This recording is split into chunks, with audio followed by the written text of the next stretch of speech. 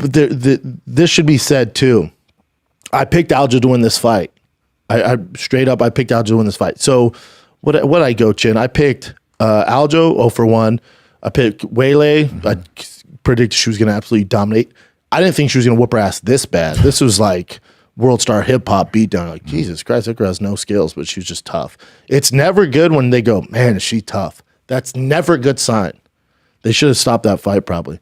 So I picked the ones I got right were Weili, Ian Machado, Gary, Cheeto. I picked Chris Weidman, but we knew why I picked Chris Weidman, right? And then I picked Andre Petroski. Yep. So I went 1, 2, 3, 4 for 5. 4 for 6, because don't get twisted. I did pick Chris Weidman beat Brad Tavares. That's just because if you bet against Chris Weidman that fight, you're a communist. But we'll go 4 for 6. Not terrible. With the Sugar Sean Aljo fight, these things are always tough to, there's a reason why basically Aljo is a 3-1 favorite.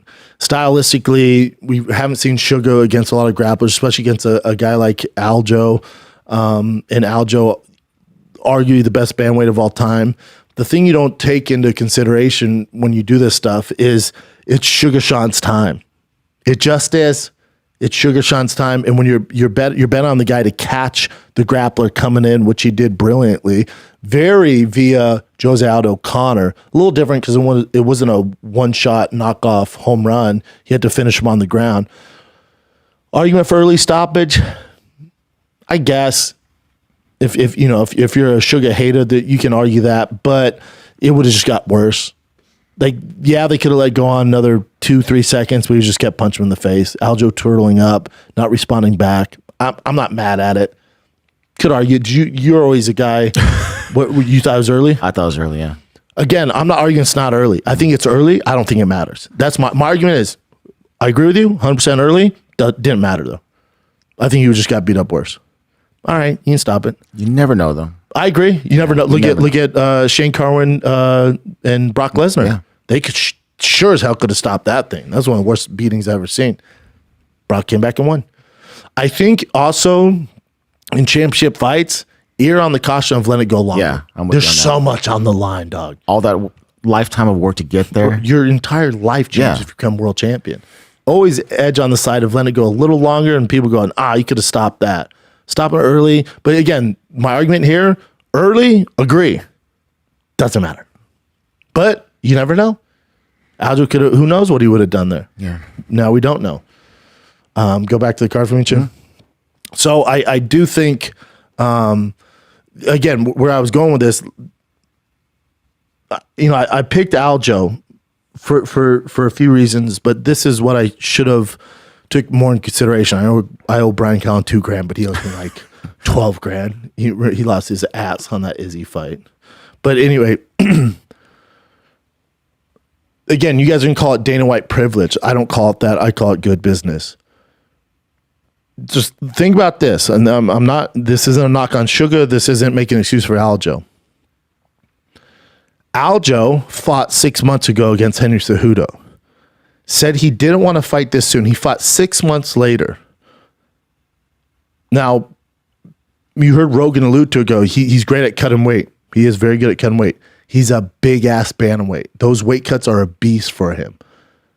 So remember, he wanted more time because he said, I'm not 100%. The UFC forced him to take this fight in 6 months. He just fought.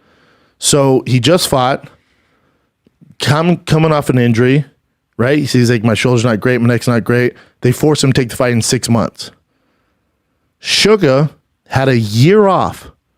Knew he was going to fight Aljo, had a year to work on his takedown defense and prepare for Aljo.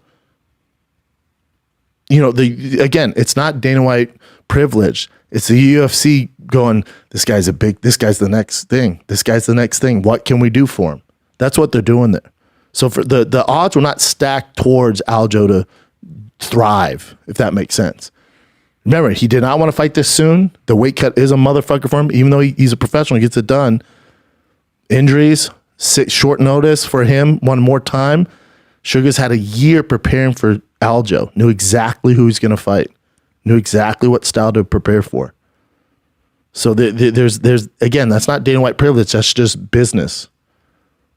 If that makes sense. I'm not making excuses here. What Sugar Sean did was insane. Insane, dude. It's just his time. It's his time. I tweet this out. Biggest star in the UFC. I think he stepped in. He's the UFC's biggest star. It's either him or Izzy. Izzy definitely has more credentials, cleared out the division, so Sugar has more work to do. But has been a guy for a hot second where his fame was higher than his ranking, if that makes sense, until he beat Peter Yan. Paddy Pimblett's similar, where his fame, his notoriety is so much higher than his ranking. Now, Paddy doesn't have the same skill set as Sugar. Sugar's always had that special sauce. So, but even then, his fame has been a little higher than his ranking. He beats Peter Yan, then it gets even. Now he takes out Aljo. His fame goes way up, but we know his skill set. We weren't aware of how fucking good Sugar was. And I think part of the problem too, for me, we always knew Sugar was good. We knew he was this talent. Saw him come off Dana White Contender Series. But he doesn't have a background like Alex Pierre, like a Jose Aldo, like some of these guys where you look like an Aljo with his wrestling credentials. There's nothing I can really hook on to and go, he's world class at this. But this is the new age. Sugar Sean's world class at MMA. He doesn't have to have the 80cc jiu-jitsu wins. He doesn't have to have the glory world class kickboxing credentials. He's just good at MMA. So for me, I guess old school guy, I usually latch on that stuff. A Bo Nickel pedigree in wrestling, Izzy had a professional background. You look at these guys. Alex Pierre had a professional background. John Jones with his wrestling background. There's always something that I can hook into. With Sugar, I didn't have anything. We saw him grow up before our eyes. Completely different person when we saw him on Dana White Contender Series to now. You knew he was special, but we just didn't know he was world class, because it's tough to filter through all the shit on him because there's so much hype. Dana White Contender Series, there's Twitch, he's hanging out with Tekashi 6ix9ine, he's with the Nelk Boys, so you got to filter through all this.